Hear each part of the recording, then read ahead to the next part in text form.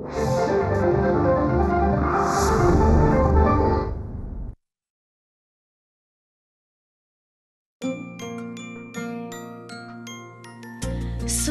बोलती शब्दांची शब्द पाहती रंग स्वरांचे रूप नवे साकारू नये मैत्र से हे शब्द सुरांचे मैत्र से हे शब्द सुरांचे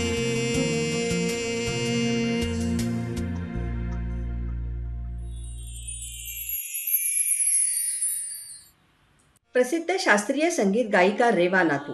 रेवा यांचे वडील पंडित विनायक फाटक हे सर्वोत्कृष्ट तबलावादक. त्यामुळे गायन कलेचा वारसा आणि प्रोत्साहन रेवा यांना घरातूनच मिळाला.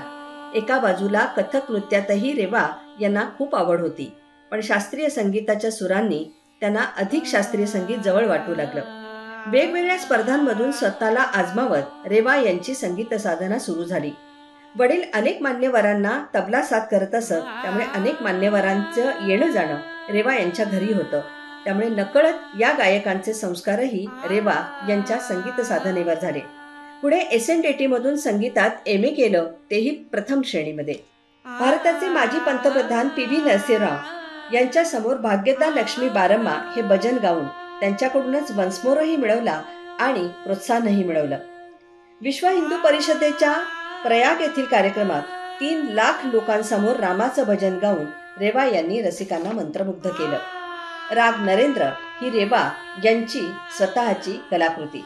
भारताचे पंतप्रधान नरेंद्र मोदी यांना समर्पित केलेला हा राग. 2012 मध्ये संगीताचार्य या परीक्षेमध्ये रेवा यांनी भारतामध्ये प्रथम येण्याचा मान पटकावला आणि तब्बल 9 पुरस्कारही मिळवले. वेगवेगळ्या संकल्पनांवर रेवा यांनी अनेक कार्यक्रम केलेले आहेत, जसे की रागा ऑफबीट. मीरा, राधा यांच्यावरही कार्यक्रम करण्याचा मानस रेवा यांचा आहे. अनवट, तरंग, तराना, कान्हा या रेवा यांनी सादर केलेल्या CD आज अतिशय लोकप्रिय आहेत. अशा सुप्रसिद्ध शास्त्रीय संगीताच्या गायिका रेवा नातू यांना भेटूया आजच्या कार्यक्रमात.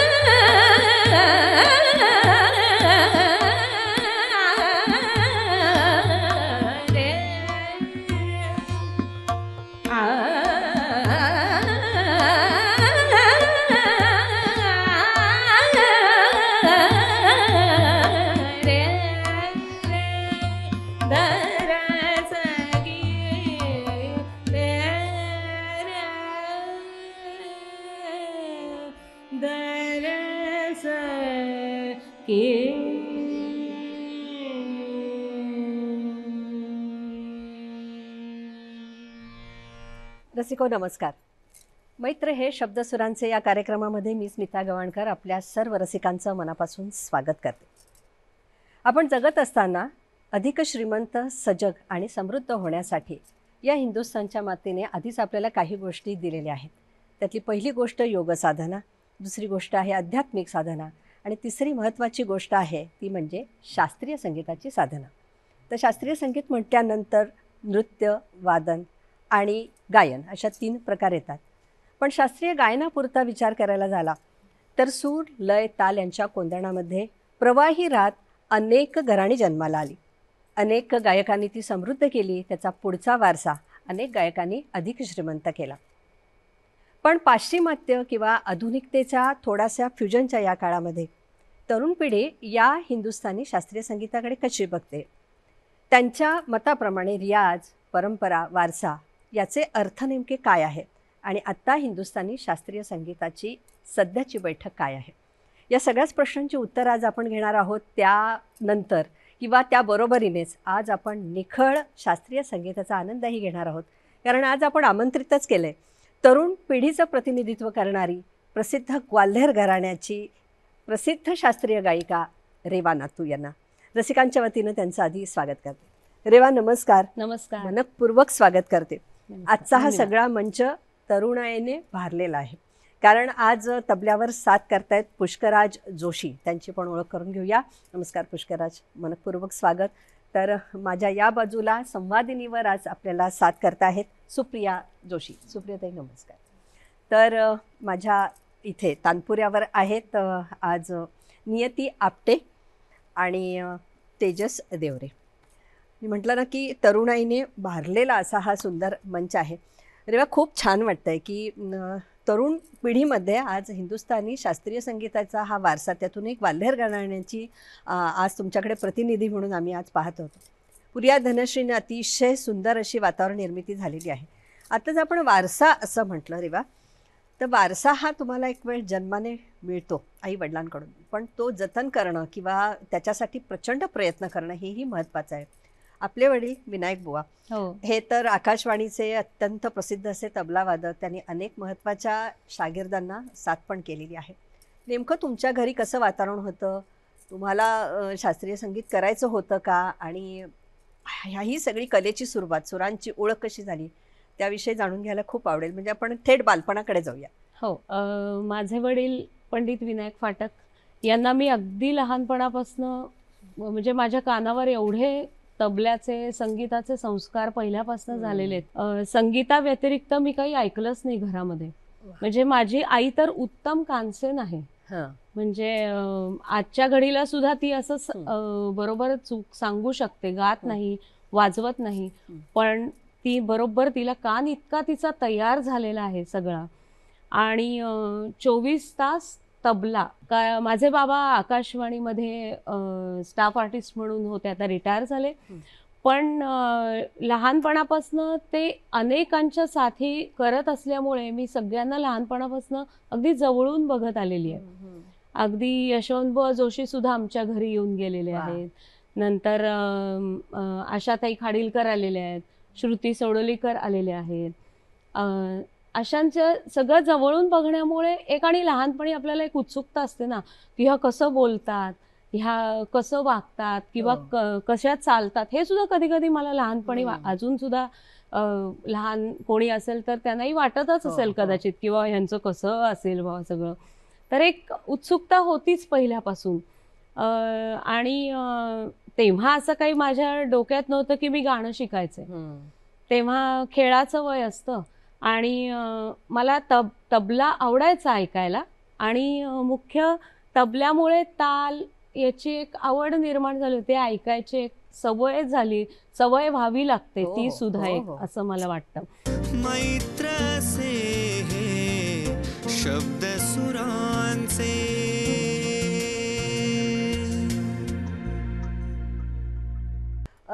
आपल्याकडे जे आहे ते आपल्याला कळत नाही. म्हणजे आता समेवर येणं हेच किती अवघड आहे. म्हणजे 2+2+2 बोलताना 6 आहे, पण सगळी ते आवर्तन करून तिथे येऊन समेला तो निखळ आनंद देणे. हम्म. ताल अंगामध्ये मुरलेला, पण हे कुणीतरी दाखवणारा गुरु असतो का? की म्हणजे बोलता बोलता काल तू म्हणालीस की मला माणिकताईंनी सांगितलं की घरामध्ये इतकं छान सगळा आहे, हो. लय तर उपजत असावी लागेल, सूर आपण करू, पण ताल इतका छान त्याचं असं घरी. झालं की मुंबईमध्येच एक कार्यक्रम होता वीणाताईंचा आणि पंडित काशीनाथ बोडस यांचा भजनांचा कार्यक्रम होता, आणि त्याला ऐकायला पु ल देशपांडे, त्यांचे मित्र नंदा नारळकर म्हणून होते, ते होते, माणिक वर्मा होत्या, मालिनीताई त्या कार्यक्रमाला आल्या होत्या. वा, वा, वा. आणि मग मी आपली बाबांबरोबर जायचंय तोपर्यंत जरा आवड निर्माण नाही झाली झाली, होती. खरंय. चल, मग ते म्हणले चला. मग ते उन्हाचं लक्षात होतं ना, चला म्हणल्यावर चला असं. मग मी गेले आणि मग त्यांनी ओळख करून दिली, माझी मुलगी. पण तेव्हा त्या असं म्हणाल्या की तू ना स्वतःला खूप भाग्यवान समज, आहा. कारण का तबला तुझ्या घरात आहे. वा. आमच्या वेळेला तबला असा सहजासहजी मिळत नव्हता. हो ना, हो ना. आजच्या घडीला सुद्धा बाबा माझी प्रॅक्टिस घेतात, माझ्याकडनं रियाज करून घेतात, तरी सुद्धा त्यांचं समाधान होत नाही की हे काय, अजून म्हण, संपली प्रॅक्टिस, हे काय असं. पण तेव्हाचे ते शब्द अजून मी असे धरून ठेवलेले आहेत की नाही, मी खरोखरी भाग्यवान, मी समजलं पाहिजे की आज तबला घरात आहे. आणि बाबांमुळे त्या टाळी धरून बंदिश म्हणायची एक सवय लागली, खरंय. किंवा त्याच्यात गिनती काय असते हे त्यांनी मला शिकवलं. वा वा वा, किती ना, म्हणजे यालाच खरं तर श्रीमंती म्हणतात नाही का? खरंय. जे आहे ते आपल्याला जेव्हा समजतं ना, त्यावेळेला खऱ्या अर्थाने आपण सम गाठतो. नक्की. वा, क्या बात आहे. आणि आगाशे बुवांनी आता मगाशीच मी बघत होते की हे सगळं पाहताना इतकं छान असतं आधी, कार्यक्रमाच्या आधी, की एकाग्र होऊन तानपुरा, म्हणजे गाताना तर तू एकाग्र होतेस, पण तानपुरा जुळवणे हे जे आहे की तो गंधार त्या तिन्ही चारी तारांमधून बाहेर येणे आणि मग तो आपण गळ्याशी मिळवणे, हे कधी आगाशे बुवांनी शिकवला की तानपुऱ्याची ओळख, त्याची हा. जोपासना, त्याची निगा? तानपुऱ्याची ओळख मला आगाशे बुवांनीच करून दिली. वा. पण तेव्हा माझ्या बाबांनी मला सांगितलं होतं की तुला नीट वाजवता आल्याशिवाय काय मी तुला तंबोरा घेणार नाहीये, अजिबात घेणार नाहीये. मग मी असं प्रयोग करत होते, काहीतरी लहानपणी काय काय प्रयोग असतात ना तसं. मग रबर घेऊन ते ताणून इकडे इकडे लावा, मग कसा आवाज येतो ते ऐका, असे खूप प्रयोग मी केलेले आहेत लहानपणी. त्याचा नाद ऐकूया, कसा वाटतोय छान. तंबोरा मग आगाशे बुवांनी मला सांगितलं की बघ मालिनीताई कसा तंबोरा धरतात, त्याचं शास्त्र आहे. वा. कसा लावताना कसा ठेवतात, त्याचं सुद्धा शास्त्र आहे. असं सगळं ते सांगायचे. आणि मग ते मला कुमारजींचे तनपुरे ऐकायला लावायचे की ते बघ कसं लावलेत त्यांनी, अगदी एकसंधता, म्हणजे एकच असं वाजतोय असे दोन्ही तानपुरे. असंच मी लहानपणापासून त्यांनी मला ऐकवलं. तेव्हा किती छान ना, म्हणजे मैफिलीमध्ये गायक गात असतो, आपली कला पेश करत असतो, मागून वाजणारे तानपुरे ते पण इतके महत्वाचे आहेत. आणि त्याच्यामध्ये एकरूप होणं, एकाग्र होणं, डावी उजवी बाजू करून समोरच्याला आधार देणं, हे शिकवणं, आणि हे तुला शिकायला मिळणं. आणि आजच्या घडीला असं झालंय स्मिताताई की तंबोऱ्याची जवारी पण मला काढता येते, तारा जुळवता येतातच. पण मग आगाशे बुवांनी तेही सांगितलं होतं की नुसतं तंबोरा वाजवायचं नाही, तर त्याच्या संदर्भात सगळी माहिती करून घ्यायची, माहिती पाहिजे आपल्याला की जवारी कशी काढतात, तार कशी लावतात, त्याला दोरा असतो तो कुठल्या नंबरचा असतो, हे सगळं माहिती पाहिजे आपल्याला. त्यामुळे तेव्हापासून अशी एक अभ्यासाची एक सवय लागून गेली असं थोडक्यात. वा, म्हणजे तानपुराचं शास्त्र जेव्हा तुम्हाला कळतं त्यावेळेला ते अस्त्र नाही तर ते आपलं हातामधलं शस्त्र छानपैकी होतं आणि आपल्यालाच खरं तो निखळ आनंद येतो. रेवा, आगाशे बुवांनी शिकवलेला एक तराना खूप तू सुंदर गातेस. आज आमच्या सगळ्या सह्याद्री वाहिनीच्या रसिकांचे कान तृप्त व्हावेत असं मला स्वतःला वाटतंय. त्यामुळे आपण पुढे तर गप्पा मारूच, पण मला वाटतं हो नक्की ऐकवते. आगाशे बुवांनी स्वतः तो तराणा बांधलेला आहे, राग यमन मधला. आणि बांधण किंवा एखादी बंदिश रचणं, तराणा रचणं, हे काय प्रक्रिया असते हे मी त्यांचं बघितलेलं आहे. ते पूर्ण येईपर्यंत ते म्हणत म्हणत राहायचे, त्याच्याशिवाय सोडलं नाही. मी ऐकवते त्याची.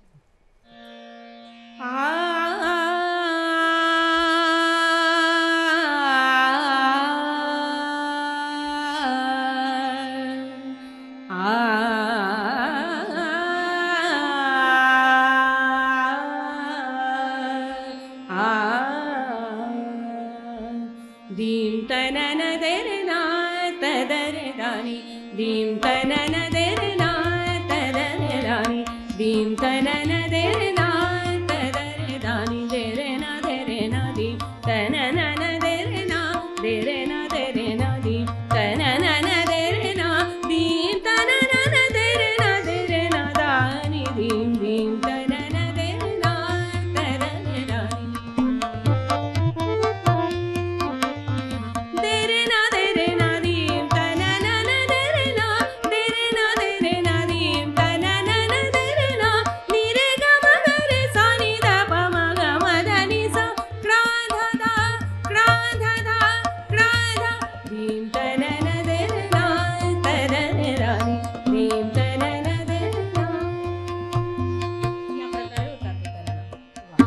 वा, अरे वा, खूप छान. अलीकडे काही असं ऐकायला मिळत नाही आज तुझ्या तोंडून. म्हणजे तरुणाईचं प्रतिनिधित्व करणारी असं मी कायम तुला म्हणते, कारण ग्वाल्हेर घराण्याची ही सुंदर गायकी आहे. स्वरसाधना किंवा स्वर लावणे, इथून खरं तर आपल्याला रियाजाची सुरुवात होते. कसा रियाज करून घ्यायचा आगाशे बुवा? म्हणजे जसं तानपुऱ्याचं इतकं सगळं शास्त्र शिकवलं, तू जवारी पण काढतेस, तानपुरे जुळवतेस, तसं स्वरांचे आपला एक विशिष्ट आवाज असतो आणि त्याला पैलू पाडायचे असतात. आणि तो सगळा कसलेला कमावलेला आवाज लोकांपर्यंत पोहोचवण्यासाठी मुळात आधी साथ छान लागला पाहिजे. कशी असते साधना, काय असतो रियाज? आगाशे बुवांनी मला एवढंच सांगितलं की कुठलाही राग बसवताना जरी अगदी पहिल्या परीक्षेला प्रारंभिकला आपण रागाचा आरोह अवरोह करतो, पण तो नंतर करायचा नाही का, तर तो करायचा. त्या आरोह अवरोह आणि मुख्य अंग रागाचं, त्याच्यामध्येच त्या रागाचं सगळं रूप बांधलेलं असतं. तिथेच सगळं चित्र दिसतं आपल्याला की यमन मध्ये निरेगम धनिसा सानी धप मगरेसा असं जातं. म्हणजे निरेगम पधनिसा असं जाणारच नाही. जेव्हा आपण यमनचे आलाप करू तेव्हा ते निरेगम ध प असंच जाईल. वाटतं रेवा असं काहीच मला कळत नाहीये. थोडस थोडंसं तू दाखवलंस ना तर फार मजा येईल. म्हणजे आणखी आम्हाला सोपं होऊन जाईल सगळं. रे ग म धा नि सा सा नि ध प म ग रे सा. हा सा यमनचा आरोह अवरोह बेसिक. आता याच्यामध्ये कसं दिसलं आपल्याला, निरे गम निरे गम धा असं केलं, निरे गम प धा असं जाणार नाही, कारण यमनचा आरोहच सांगतो आपण निरेगम धनीसा जायचंय बरं का. पण काही काही लोक असं म्हणतात की कल्याण आणि यमन हे एकच आहेत का मग, ते पण मी त्यांना विचारलं होतं. मग तो कल्याण म्हणायचा का यमन म्हणायचा, अगदी बेसिक माझा त्यांना प्रश्न होता. पण तो खूप महत्वाचा होता हे मला नंतर कळलं की कल्याण हा थाटाचा राग आहे, त्यामुळे तो सारेगम पधनीसा असा जाईल. यमन हा थाटाचा राग नव्हे, तो निरेगम धनीसा असा जाईल. म्हणून कुठल्याही आलाप करताना ते बसवताना आरोह अवरोह आणि मुख्य अंग हे फार महत्वाचं आहे असं त्यांनी मला पहिल्यापासून सांगितलं. वा वा वा. आणि आज तागायत त्यामुळे मला अवघड जात नाही, सोपं जातं. रेवा, हे सगळं रसिकांच्या पर्यंत पोहोचवण्याचा मुख्य उद्देश आहे की नवीन जी मुलं सगळी येत आहेत तर त्यांना आपला हे समृद्ध लेणं काय आहे हे कळावं. कारण आता तू यमनचे आरोह अवरोह गायल्यानंतर असंख्य गाणी अशी माझ्या डोळ्यासमोर आली की आणि त्याचं सगळं हे काय म्हणतात त्याला श्रेय जे आहे ते आपल्या हिंदुस्थानी शास्त्रीय संगीताला आहे. बेसच आपला इतका समृद्ध आहे. नक्कीच. म्हणून हे सगळं छान आहे. आगाशे बुवांकडे शिकत असतानाच नंतर मग प्रत्येक वेळेला आपल्याला पुढे पुढे आगाशे बुवांकडे शिकत असताना तसं त्यांचं वय पण झालेलं होतं आणि मग त्यांना ते होईना, त्यांना ना TB झाला होता, त्यामुळे मग त्यांना ते सारखे थोडे आजारी पडायचे किंवा असं. तर तेव्हा त्यांचे शिष्य शरद गोखले, पंडित शरद गोखले, प्रसिद्ध गायक नट, गायक नट, तर त्यांच्याकडे त्यांनी मला जा असं सांगितलं. पण तिथे सुद्धा कसं होतं, त्यांना विनायक भाऊ पटवर्धनांची सुद्धा तालीम होती शरद गोखल्यांना, तर ते नोटेशन वाचायला शिकवायचे. जे अतिशय महत्वाचं आहे. नोटेशन हे वाचता आलंच पाहिजे तुम्हाला, काही झालं तरी. कारण कुठला स्वर आपण गातोय किंवा आपण जे काय म्हणतोय त्याचं सुद्धा नोटेशन करता आलं पाहिजे.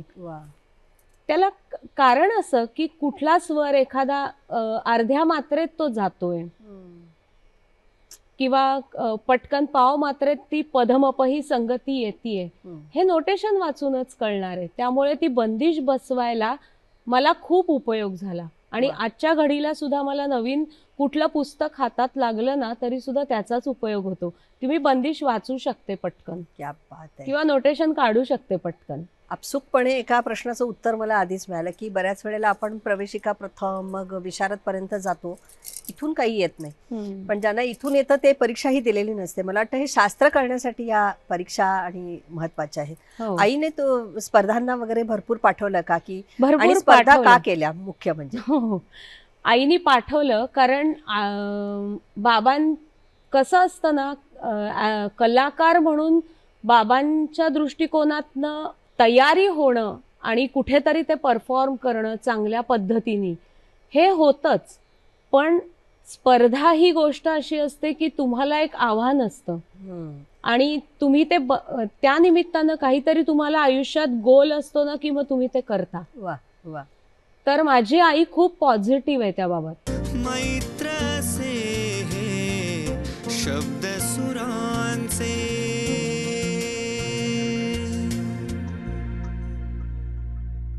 रेवा, हे सगळं एका बाजूला होत असतानाच वीणाताई सहस्त्रबुद्धे ज्यांना बाबांनी साथ केली होती त्यांच्याकडून शिकण्याची संधी तुला मिळाली SNDTच्या माध्यमातून. हो. नेमकं काय, कसा प्रवास होता, काय शिकवलं त्यांनी? मी MA करत असताना वीणाताई तिथे हेड ऑफ द डिपार्टमेंट होत्या आणि तसं बाबांमुळे त्यांच्या घरी येणं जाणं तसं चालायचं. कारण बाबा त्यांच्याकडे रियाजाला जायचे, मग मी त्यांच्याबरोबर होते. आणि मग ते ऐकत ऐकत इतका त्यांचा म्हणजे झोपेत सुद्धा मला कधी कधी असं जाणीव व्हायची की आपण आता राग ऐकतोय, ह्याच्यानंतर हे होणार आहे, त्याच्यानंतर तिथे त्या रस्त्याने जाणार आहेत, ताना अशा घेणार आहेत. त्यामुळे वीणाताईंचा खूप प्रभाव माझ्यावर पडला आणि माझं ते श्रद्धास्थान आजही आहेच वीणाताईंचं. रेवा, श्रद्धास्थान आहेच, पण तू ध्यास घेतलास गाण्याचा आणि त्याच्यातले समर्पण, ह्या दोन्ही गोष्टी महत्त्वाच्या आहेत. म्हणून मला वाटतं आज रेवा नातू हे नाव पण म्हणजे उच्चारताना खूप आम्हाला आनंद होतो. काय शिकवलं त्यांनी नेमकं? SNDT मध्ये असताना एक त्यांनी हमीर मधला एक तराणा आम्हाला सांगितला होता. तो ताल आडा चौताल मध्ये निबद्ध आहे. पंडित बलवंतराय भट्ट यांनी तो रचलाय. आणि वीणाताई बरेचदा आडा चौताल मधल्या तराणा गायच्या. आणि म्हणजे मी आडा चौताल एवढ्यांदा ऐकलंय की मला तो खूप आवडायला लागला. अजूनही खूप आवडतो आडा चौताल, मनापासून आवडतो. आमची कधी कधी चर्चा पण होते की आता आपण आडा चौतालवर काहीतरी अभ्यास करू. जे संगतकार म्हणलीस ना, तसं एक आदान प्रदान आमचं असं चाललेलं असतं. तर त्यांनी आडा चौतालचा तरणा सांगितलेला, तो थोडा ऐकवते.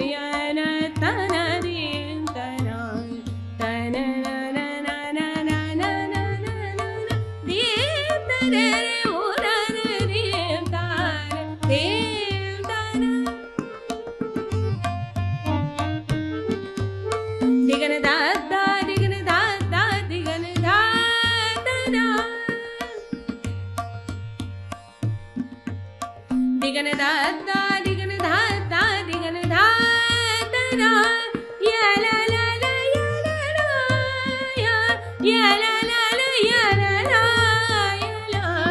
या ला ला या ला रे ग म धा रे ग म सा नि दा दा नि सा सा रे ग ग म रे नि सा धन धन धन धन दा दा दा दा धन धन धन धन धा रा धा रा धा रा रा धा ओ रा रे दा रे दा रे दा दा रे दा ना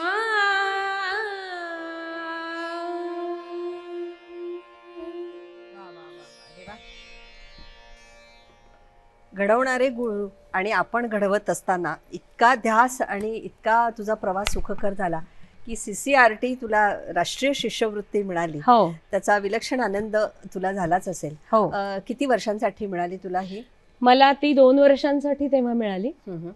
आणि ती मिळाली तेव्हा मी डॉक्टर दिग्विजय वैद्यांकडे तालीम घेत होते. त्यांच्याकडे सुरू केलं होतं. कारण माझं MA जसं SNDT मध्ये होतं तसं मी BA पूर्ण एक्सटर्नल केलं होतं.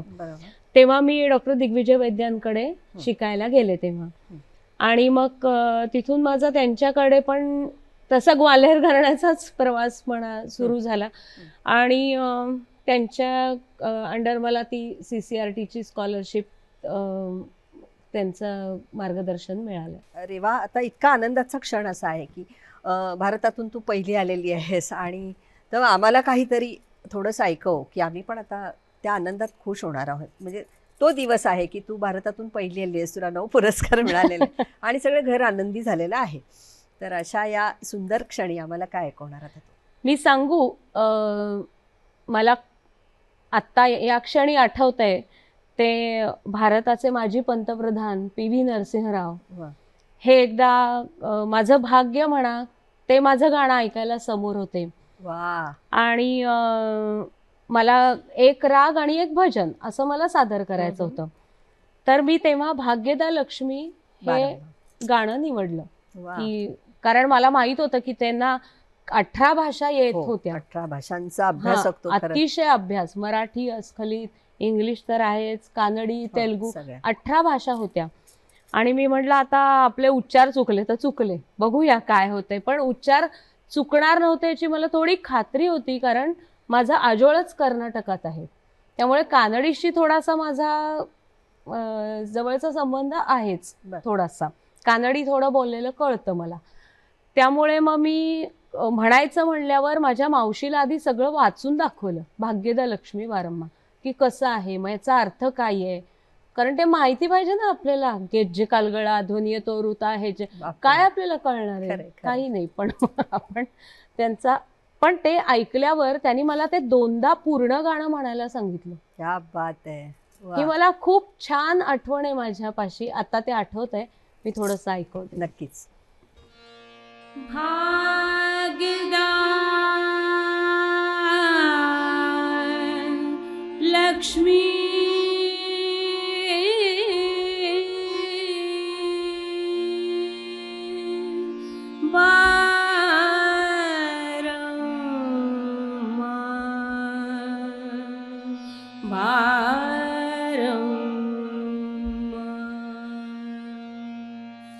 नममानी सौभाग्यदा लक्ष्मी बारम्मा, नममानी सौभाग्यदा लक्ष्मी बारम्मा, नममानी सौभाग्यदा लक्ष्मी बारम्मा.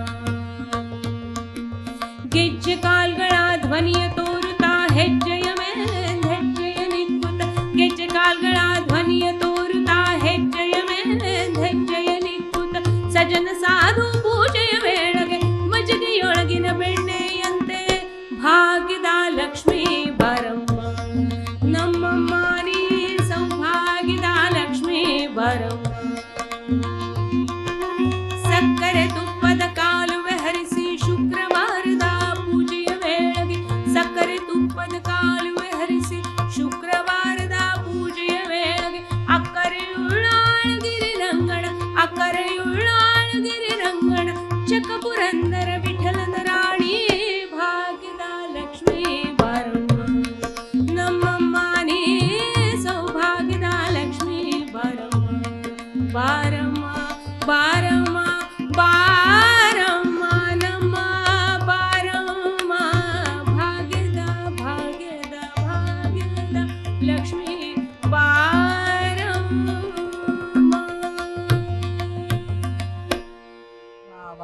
वा, पुरंदर स्वामींची ही सुंदर रचना आहे. हो. आणि घरातल्या स्त्री हीच लक्ष्मी आहे आणि ती भाग्य घेऊन येते. आणि ते तुझ्याकडून ऐकताना ती साक्षात जी लक्ष्मी आहे ती आम्हाला दिसली बरं का रेवा. आणि नरसिंहराव आपले पंतप्रधानांचंही असंच झालेलं असेल. आणि तेच जे भजन आहे ते पुन्हा तू सवाई गंधर्वमध्ये हो गायलीस. मैत्र से हे शब्द सुरांचे.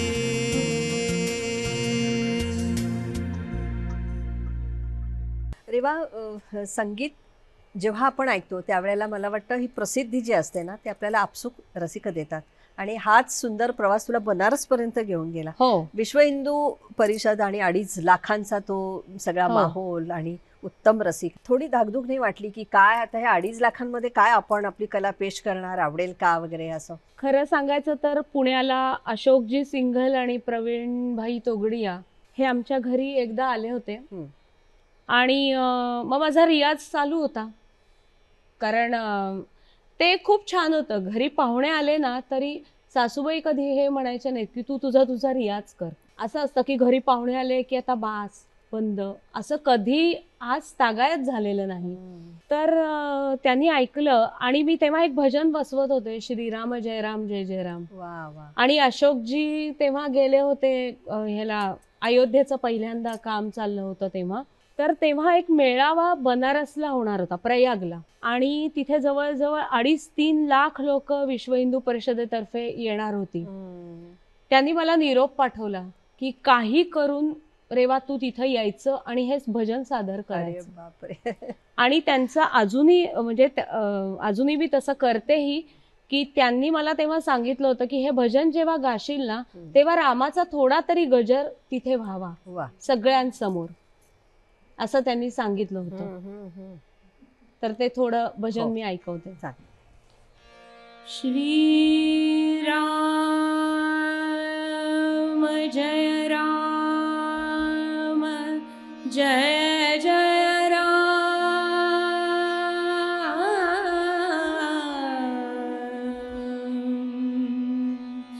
श्री राम जय राम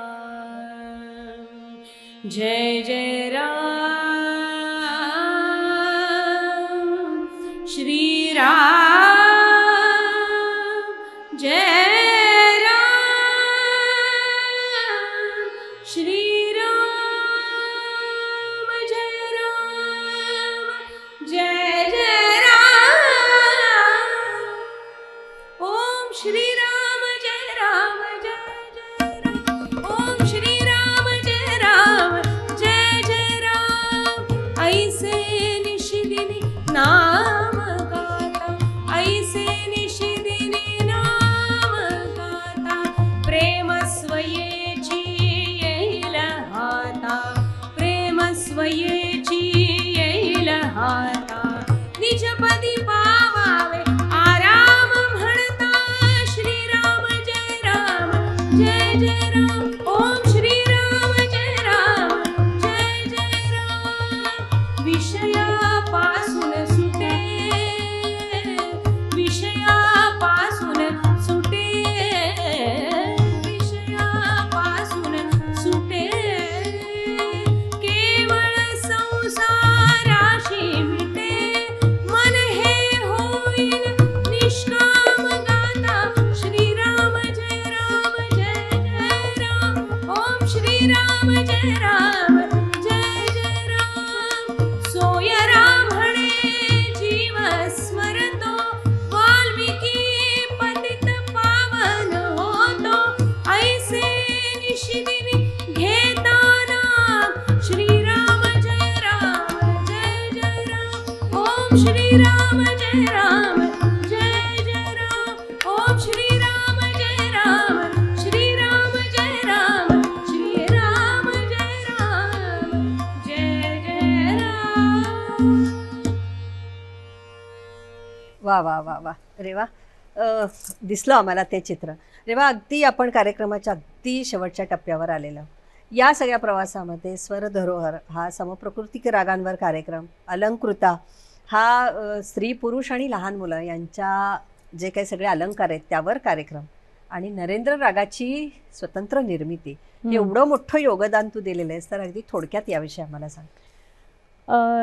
स्वरधरोहर हे एक काय म्हणूया आपण त्याला, एक माध्यम आहे की आम्ही वेगवेगळे प्रयोग त्याच्यातनं सादर करतो. अलंकृताबद्दल म्हणायचं तर हा खूप एक वेगळी थीम आहे अलंकृता ही. ही संकल्पना ऍक्च्युली माझ्या नवऱ्याची आहे की त्यांच्या असं लक्षात आलं की सगळ्या विषयावर आपण कार्यक्रम वेगवेगळ्या पद्धतीने सादर करतो, पण दागिने हा प्रॉपर विषय घेऊन कुठेच कार्यक्रम नाही, तर त्या विषयी काही करता येईल का. तर मग असं लक्षात आलं की स्त्रिया तर दागिने म्हणजे स्त्रियांचा जिव्हाळ्याचा विषय, पुरुषांचे असतातच, लहान मुलांना आपण बारशाला घालतोच. तर अशा तऱ्हे विचार करता करता अलंकृता नावाच्या कार्यक्रमाची निर्मिती झाली. आणि त्याच्यामध्ये असं आम्ही दाखवतो की ज्या निवेदिका आहेत त्या पूर्णपणे त्या अलंकारांविषयी माहिती सांगतात. जवळजवळ 250-300 दागिने असे आहेत की त्यांचा पूर्ण इतिहास जो आपल्याला माहिती नाही. अनेक दागिने ज्यांची नावं आपल्याला आजतागायत माहिती नाही, तर असे दागिन्यांची माहिती सांगतात आणि त्याच्यावर काव्य रचली आहेत. आणि माझ्या मागे त्या पडद्यावर त्या दागिन्यांचे मोठे फोटो दिसतात तुम्हाला, म्हणजे प्रॉपर कळतो की कसा दागिना आहे. आणि राग नरेंद्र बद्दल सांगायचं तर नरेंद्र मोदीजी हे आपल्या सगळ्यांचेच लाडके पंतप्रधान आहेत. आणि मी जे त्यांना बघितलंय, म्हणजे आपण पेपरमध्ये वाचतो किंवा बातम्यांमध्ये बघतो, अतिशय उत्साही, म्हणजे असं मला वाटतं की यांना उत्साह कुठनं येतो, एवढा एनर्जी कुठनं आहे ही. आणि त्यांचं मन की बात ऐकल्यावर लक्षात आलं की हे अनेक कलाकारांची एवढी कदर करतात, त्यांना कलेचं केवढं महत्व आहे. असं मी ठरवलं नव्हतं की मला आता यांच्यासाठी काहीतरी करायचंय, तर सहज मला तो सुचून गेला. आणि झिंजोटी, सरस्वती आणि जनसंमोहिनी या 3 रागांमध्ये त्या रागांचे स्वर मला त्यांच्या स्वभावाशी, त्यांच्या एकूणचे आपण जे सगळं त्यांचं काम ऐकलेलं आहे कर्तृत्वावर, तर त्याच्याशी कुठेतरी साधर्म्य असं मला वाटलं. आणि मग त्याच्यातनं मग मी शब्द निर्मिती झाली की देश का ध्यान में सदारत, मन की बात जो करे नित, ध्यास विकास ध्यास प्रकाश, जनसंवाद से मन जीते नित. क्या बात आहे. रेवा, आता कार्यक्रमाच्या अगदी शेवटी तुला मी असं म्हणेन की रेवा म्हणजे नर्मदेचं पात्र. नर्मदा नदी असा एक अर्थ आहे. ते अथांग आहे, खोल आहे, पण प्रवाही आहे. काठाकाठांवरून पुढं सरकत असताना सगळ्यांना ती समृद्ध करते, हिरवगार गिरते, भरपूर देते. आणि मला वाटतं तुझं गाणं पण तसंच आहे, अत्यंत प्रवाही आहे, पाण्यासारखं स्वच्छ आहे. आजूबाजूला ऐकत असणाऱ्या रसिकांना अत्यंत श्रवणीय असं तू आम्हाला ऐकवतेस. आता तुला खूप मनपूर्वक शुभेच्छा. ग्वाल्हेर घराण्याचं सगळं जी काही स्वप्न आहेत ती आम्ही तुझ्या गायकीतून पाहतोय, तुझ्या व्यक्तिमत्वातून पाहतोय. मनपूर्वक सगळ्या रसिकांच्या वतीनं तुला शुभेच्छा देते. अजून भरपूर करायचं आहे, हा अर्धविराम आहे, पण आज सह्याद्री वाहिनीच्या या कार्यक्रमाच्या निमित्ताने तू सगळीकडे पोहोचली आहेस. आता शेवटच्या टप्प्यावर तू काय आम्हाला ऐकवणार आहेस? सर्वप्रथम मी मुंबई दूरदर्शनचे मनपूर्वक आभार मानते की माझे विचार प्रकट करण्याची संधी मला मिळाली आहे. आणि कार्यक्रमाची सांगता मी राग नरेंद्रनी करते. थोडंसं त्याचं चलन ऐकवते आणि बंदिश.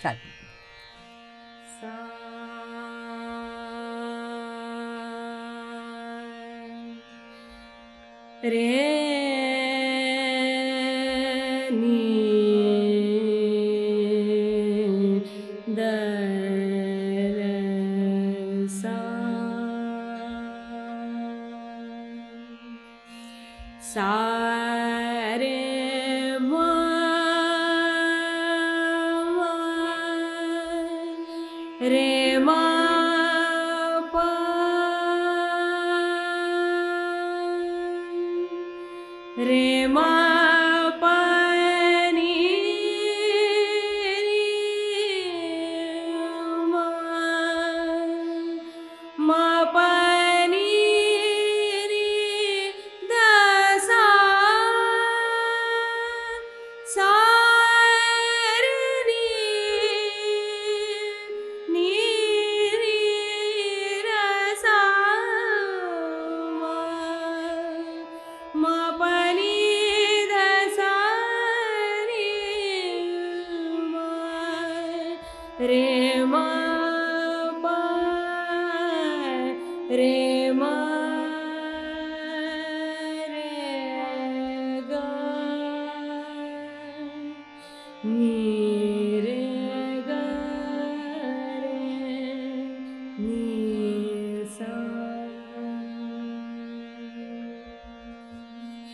देश का ध्यान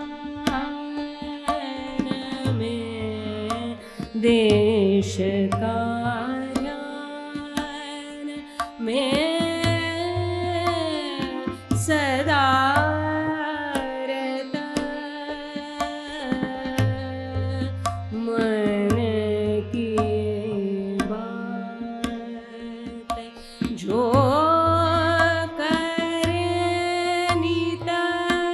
ध्यास विकास,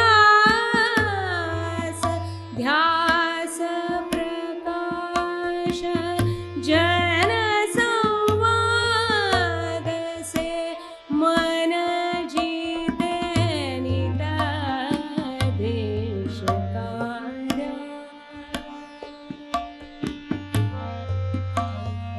रागन रे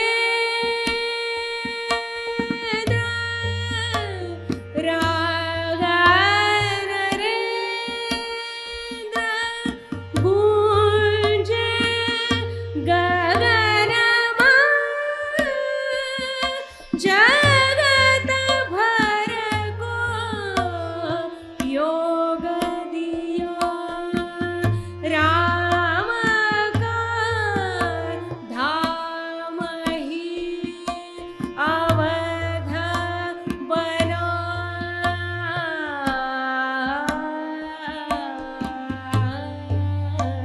देश का में, देश का ध्यान में, देश का ध्यान, ध्यान